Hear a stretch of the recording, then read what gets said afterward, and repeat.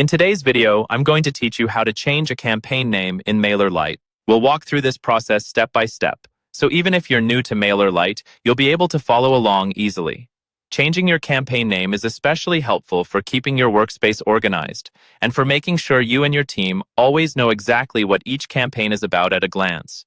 First, go ahead and log into your Mailerlite account and open your dashboard. Once you're on the main dashboard screen, look for the Campaigns tab. This is usually found in the main navigation menu at the top or along the side, depending on your layout. Click on Campaigns to open the list of all your email campaigns. Inside the Campaigns area, you'll see different sections for the status of each campaign, such as Sent, Scheduled, and Drafts. For this process, you'll want to focus on the Drafts section because campaign names can only be changed while they are still in draft mode. Find the Drafts section and click on it to view all of your draft campaigns. Now look through your list of drafts and locate the specific campaign whose name you want to change. Take a moment to make sure you're selecting the correct one, especially if you have several similar campaigns.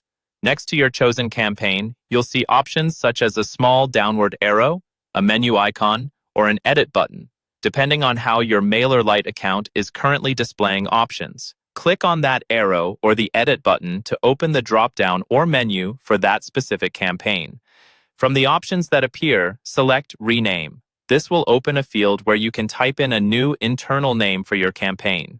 This internal name is for your organization inside Mailerlite. It's not the subject line your subscribers will see.